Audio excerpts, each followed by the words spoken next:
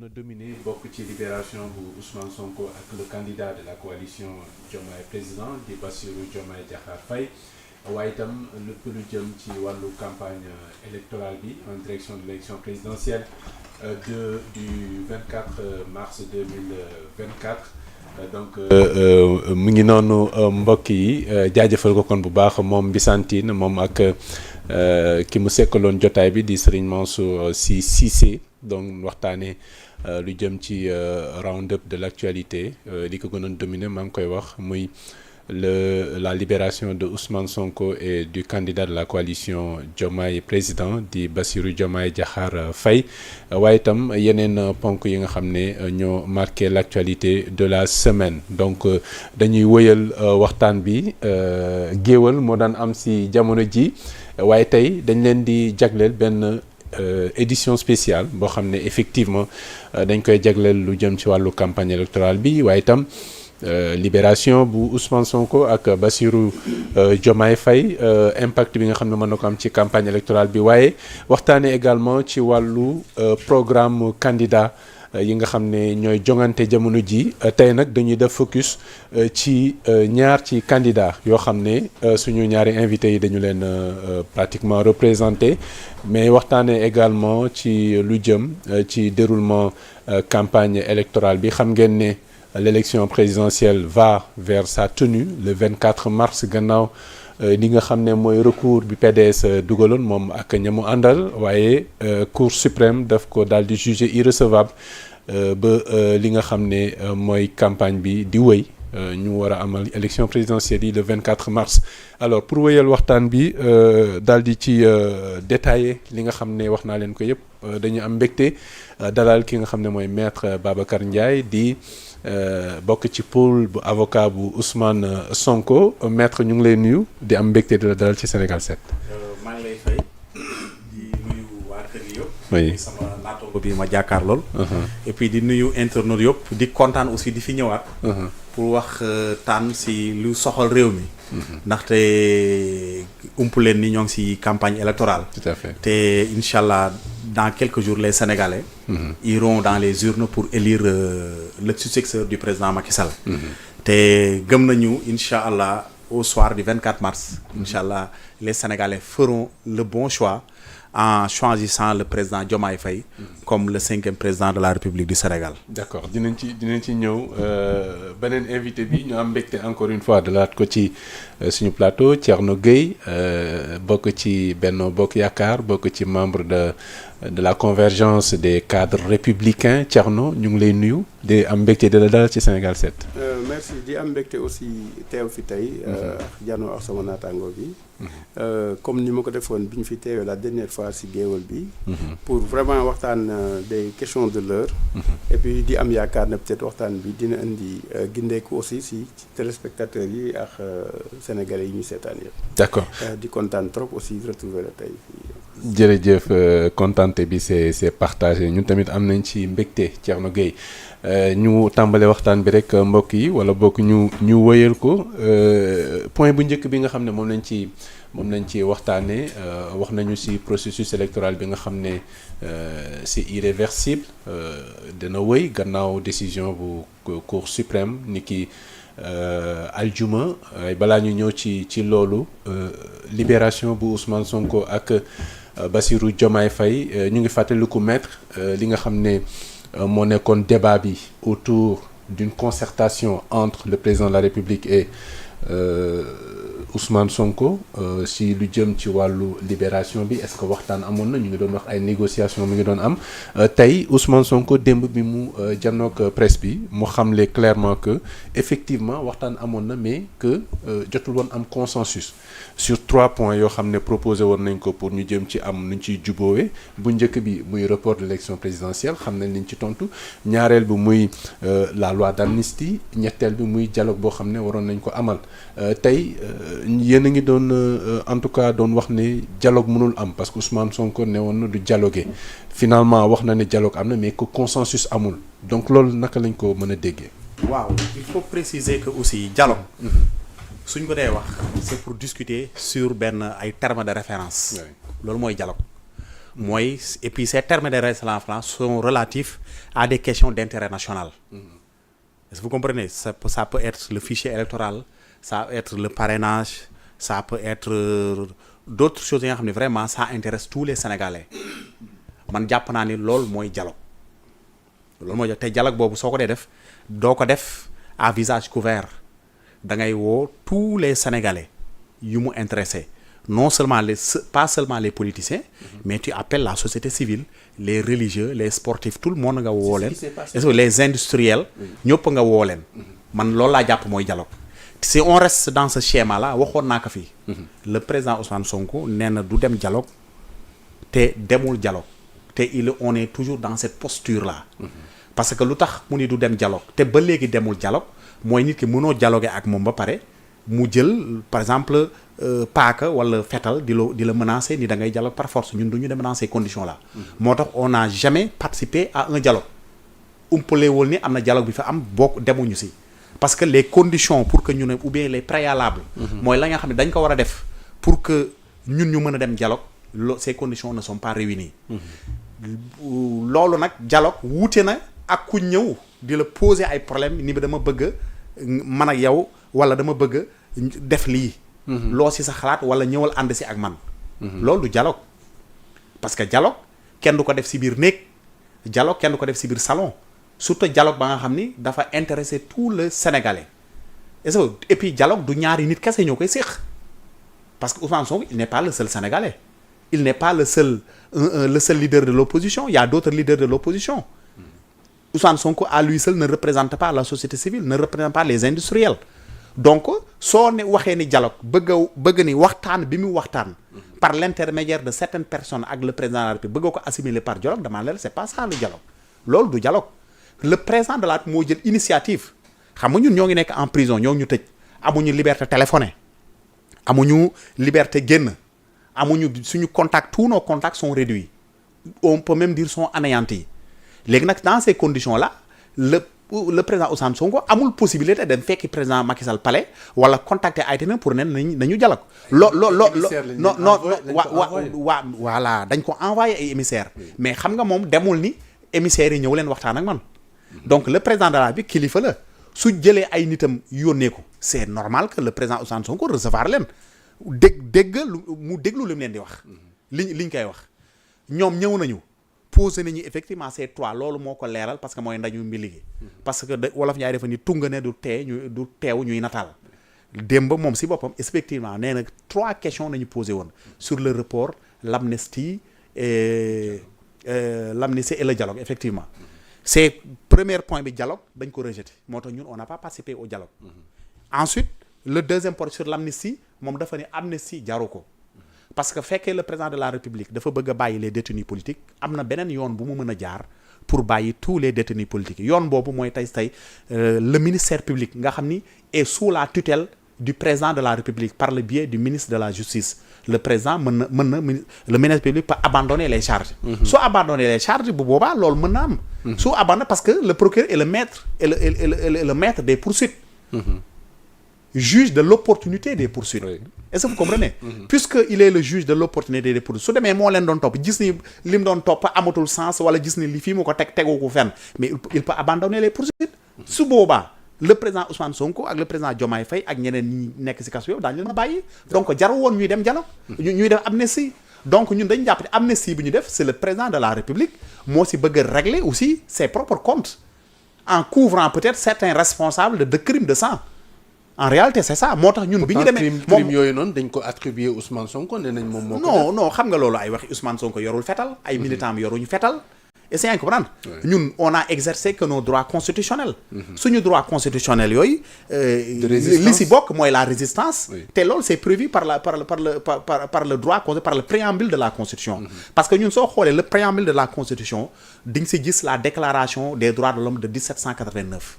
da nga si gis dafa intégré avec la charte africaine aussi des droits de l'homme suñu préambule dafa regrouper toutes ces ak la déclaration universelle des droits de l'homme et des peuples de 1948 yëpp dafa nekk suñu préambule de la constitution te soo seetee la déclaration universelle des droits de l'homme de 1789 article 18 moom moo joxe su ma juumul moom moo joxe le droit à la résistance loolu kenn werante ko te donc su nekkee dans notre préambule donc suñu constitution autorisé na la yow suñu la bëggee jaay doole nga résister avec les moyens dont tu disposes mais des moyens démocratiques nag parce que suñu moyens démocratiques yu ne amoon mooy le droit de manifester la liberté de manifester qui est dans notre constitution te loolu ñëpp xam nañ ko cette liberté là ñun loolu si loolu nañ doon xeexee léegi nag bi si suñu ñëwee bëgg a accuser Ousmane Sonko les crimes là loolu ko xam nga ni loolu ay waxi politicien la ay wax yi nga xam ni dañu bëgg a prétexte rek bëgg a prétexte fu ñu jaar pour arrêter Ousmane Sonko génneek si langue politique bi c'était juste l'objectif mais bu ñu demee ba xam ni face à notre résistance et notre détermination et la résilience même des militants de Pastef xam ni le président Macky Sall voie bi mu jëmul kër il a reculé moo tax mu bëgg a forcer voter la loi d'amnistie sur l'autre point à part la loi d'amnistie sur le report oui. Le président Ousmane Sonko a refusé catégoriquement parce que nee na moom personnellement su doon xool intérêt personnel am bëgg a bokk rek comme waa PDS ni ñuy def avec Karim Wade su ko neexoon mën na salfaañe intérêt supérieur de la nation fexe ba moom ak le président Macky Sall utiliser des subterfuges ou bien utiliser des manœuvres pour reporter les élections mais moom dafa xam ni mu ni moom li mu porté ak le parti ce qu'il porte c'est un projet te ce projet là sa personne importe peu ou bien la personne de Diomaye importe peu ou bien ma personne ça importe peu donc l'essentiel même si sa candidature est invalidée injustement par le Conseil constitutionnel mais ñu jiital keneen mu dem porter le projet donc dans le parti tout le monde peut porter le projet du parti je le dis tout le monde chaque militant peut porter le projet du parti y compris le président Ousmane Sonko le président Diomaye Faye et tant d'autres donc ñun suñu intérêt bopp suñu taxoon a jóg wala le président Ousmane Sonko intérêt boppam kese tax ko jóg fekkoon amul élégance politicienne élégance politique parce que dëkk nit da ngay dem benn fenn boo xam ne da nga am élégance li koy wane rek si en terme d'élégance bi mu njëkkee libre bi ñu ko libéré bi mu génnee dëkk bi ñëpp jóg Sénégal mel na dañoo gagné coupe du monde wala coupe d'Afrique dinañ ñëwaat dëkk non dama lay jox benn exemple rek laa lay jox bala may ma daaneel foofu pour wane élégance républicaine am bi mu nit ñi bu ñu ñëwee cité Keur Gorgui Diomaye Faye rek nañu gis pour vous dire que moom il s'est effacé derrière lui loolu mooy grandeur xam nga xale yëpp macha allah seen bëgg seen cofee Ousmane kenn xamul fu mu toll ñoo ñëpp naan Sonko mais bu ñëwee Diomaye Faye la génnee wan leen ni désormais man je suis derrière lui c'est lui le candidat c'est lui qu'on a porté actuellement à la magistrature suprême pour mën a réaliser le projet qui a été tant défendu par le parti Pastef. D'accord dinañ ñëwaat ci yow maître mais ma ñëw ci yow Thierno wax nañ les 3 points yi nga xam ne ñoo nekkoon l'objet en tout cas des discussions yu amoon diggante Ousmane Sonko ak le président de la République mais est-ce que libération am jaroon na ñuy jaar ci protocole boobu yëpp dugaloon nañ leen prison am na lu ñu teggaloon seen ndodd gis nañu ne peut-être loolu ndaxam am na wala déet est-ce que amuloon beneen moyen bu gënoon rapide bu jaruloon sax ñuy jaar ci ay loi d'amnistie ak yeneen yi nga xam ne gis nañ ko fi balaa ñu leen di libérer. Oui, non, je pense que question bi vue sous ce format-là dafay bëri ay dafa mel ni genre vice lay doon. C'est-à-dire c'est des bon moi je ne veux pas trop m'attarder sur ces. À vous d'apprécier. Non, on est dans cette voie. Mais je veux dire, c'est vrai que xam nga tout à l'heure là quand le camarade parlait c'est vrai que am na dialogue amul dialogue xam nga c'est une question sémantique rek mais il est évident que il y a plusieurs façons de dialoguer il y a des moments quand quelqu'un fait une déclaration publique sax pour moi c'est une manière de dialoguer parce que il peut dans cette déclaration pour la partie qui l'y intéresse mu wax ak ki mu bëgg a waxal wax ko li mu ko bëgg a wax kooku déglu defaat beneen déclaration pour moi le dialogue il peut être direct indirect par émissaire par etc.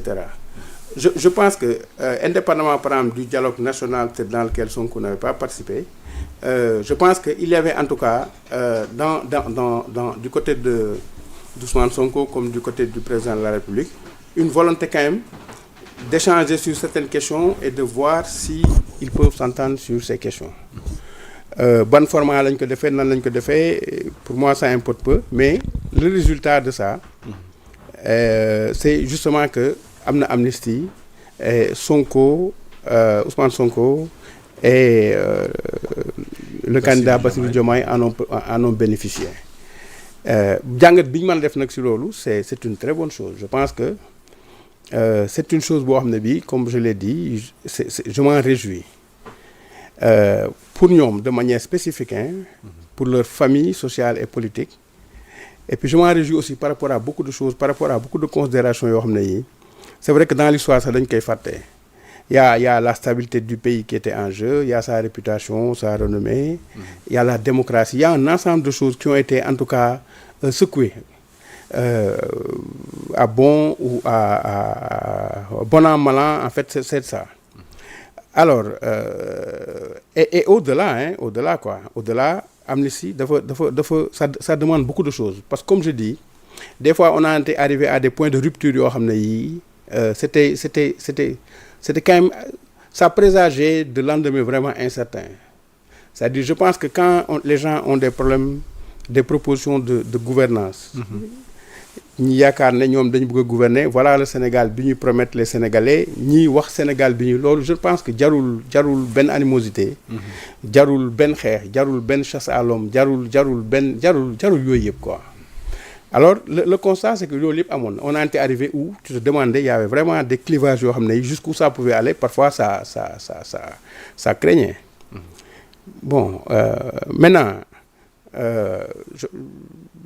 Amnesty c'est une situation exceptionnelle moi personnellement par principe je suis contre l'amnistie par principe mais si dëkk dafa toll par exemple dans des situations exceptionnelles yoo xam ne yi c'est une situation boo xam ne bi président de la République peut-être c'est la seule personne habilitée à avoir les éléments d'appréciation et à le faire bon maintenant c'est vrai qu'après on peut toujours jouer à qui profite le crime etc. Je préfère ne pas trop m'amuser sax à faire ça parce que une fois que mu am avant mu am on aurait pu discuter d'un ensemble de choses tout ce que je sais c'est qu'il s'est passé peut-être depuis 2019 beaucoup de choses yoo xam ne yi et dans ces choses-là il s'est passé des choses très très très très graves tout le monde en convient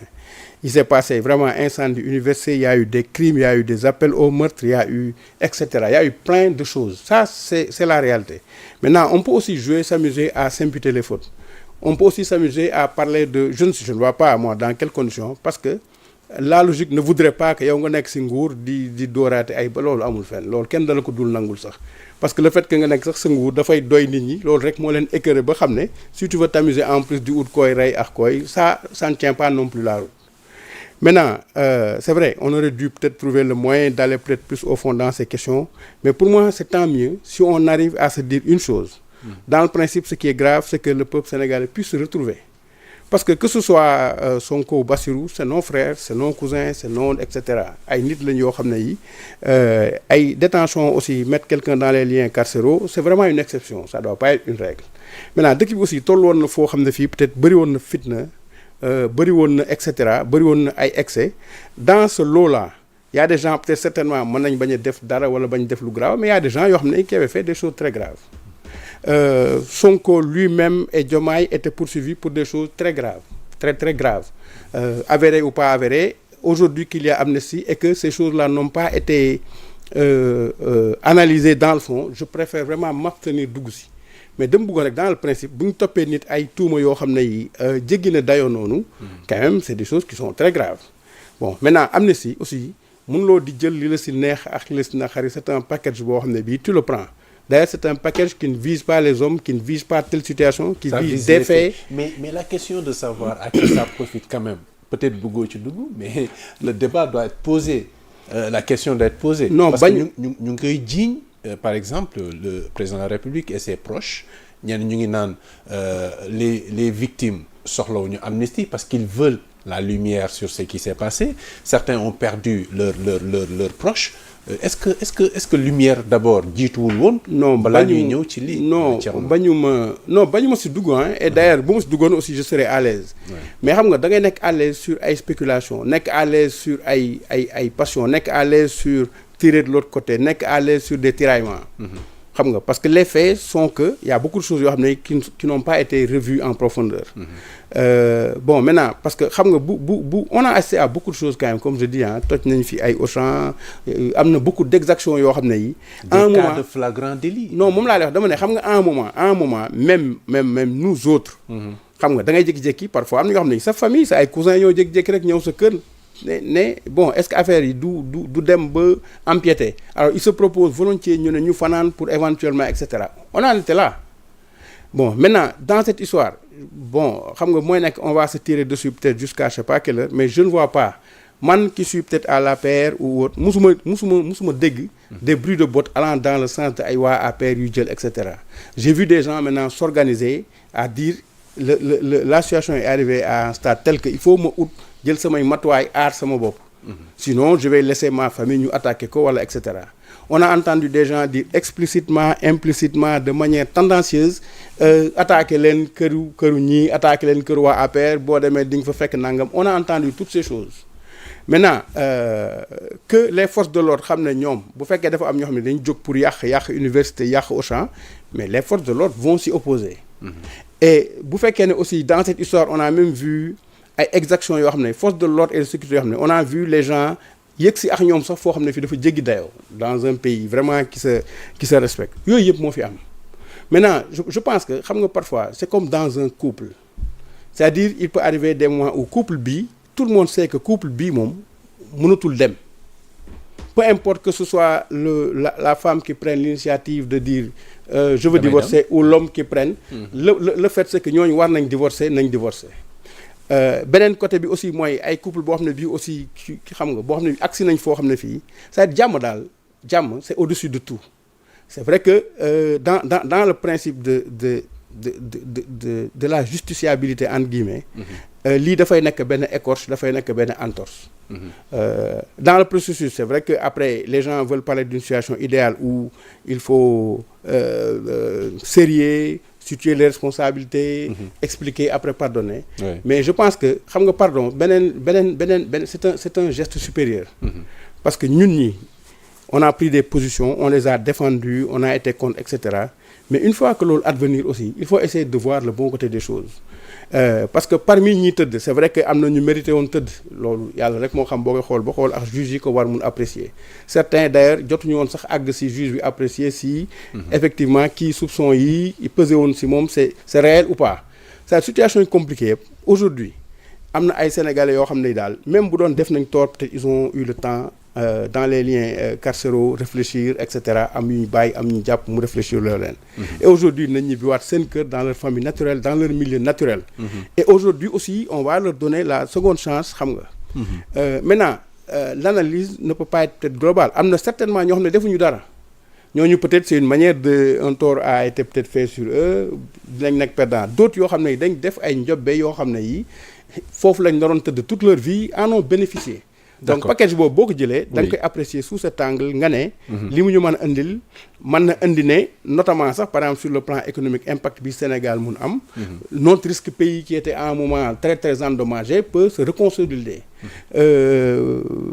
démocratie bi aussi où on parle à tort ou à raison parce que moi j'ai toujours dit que jàpp ma ne ay détenus politiques la quelqu'un qui s'exprime librement en donnant son point de vue je ne pense pas que du ñooñu lañ fi téye quelqu'un qui fait une vendetta publique à la télé ou etc. sur les réseaux sociaux en demandant de s'attaquer à telle catégorie de personnes tel juge ça c'est autre chose mais am na ku ñu ci jàpp koo xam ne ci wàllu liberté d'opinion la opinion am la doon wax c'est le cas de Bassirou Diomaye Faye moom ni ñu ko jàppee woon aussi xalaatam la wax par rapport à la justice ni ñu koy traité est-ce que loolu jaroon na ñuy jàpp véritablement moom laa la wax xam nga il parlait de clochardisation de la justice waaw moom laa la wax xam nga dëkk bi aussi moom laay wax en certain moment je me disais on est allé trop loin boo xam ne bii on ne devait pas arriver là bon c'est vrai que pourquoi on est arrivé là on peut en parler de midi à 14h on a passé peut-être 3 ans à en parler kii deful dara dañ ko et cetera kii dafa def mais moi certainement personnellement j'ai pensé que même dans le niveau de la vindicte ou en tout cas dans le niveau du respect des institutions même Ousmane Sonko moi je pense qu'il était allé trop loin par rapport à l'institution qu'est le président de la République. Bon, c'est vrai, on peut après arroger que etc. Mais pour moi, ça, c'est ma conception et c'est ma considération des choses. On n'est pas dans un pays, parce que, comme je l'ai dit, point de départ, Macky Sall est arrivé au pouvoir en 2012. De 2012 à 2019, il n'y a jamais eu tous ces problèmes. En tout cas, agrégé, Moussoulon Tol non. Donc ça veut dire qu'il s'est passé un ensemble de choses yoo xam ne yi si je dois porter un jugement je ne porte pas un jugement par rapport à ça. D'accord. Je pense que c'est nous, peuple sénégalais, qui avons failli et c'est une responsabilité qui est collective. Et certainement parce que phénomène boo mënti jël rek de manière absolue mënoo wax ne ñii ñoo ci baax ñii ñoo bon. D'accord. Je pense que des excès, des manquements ont été commis un peu partout lu jur loolu yëpp. Et qu'au finish avec cette loi d'amnistie boo xam ne bii mën nga ci d'accord mën nga ci bañ d'accord mais président de la République moom mi am sañ-sañ ak yelleef def na ko et je ne pense pas qu'il l'ait fait ni pour lui ni pour nous. Je pense qu'il l'a fait pour le Sénégal et je pense aussi très sincèrement qu'il l'a fait pour la postérité. Et aujourd'hui aussi à l'heure du bilan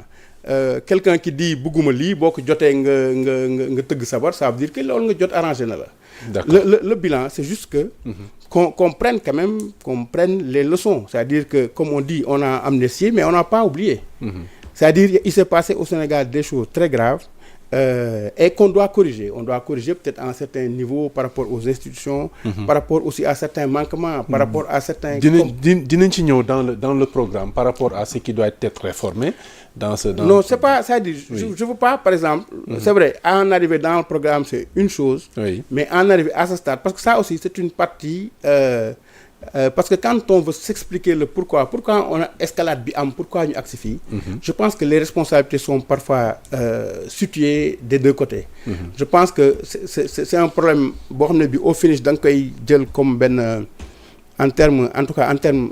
d'arrogance de point de vue. Je pense que la responsabilité est assez partagée. D'accord. Je pense que ça a été assez grave qu'on en arrive à ce qu'il y ait ce clivage. Mu mel ni dafa am deux peuples parfois quand on entend certains parler dafa mel ni ñoom ils ont leur peuple et après ñi di wax ils ont leur peuple alors que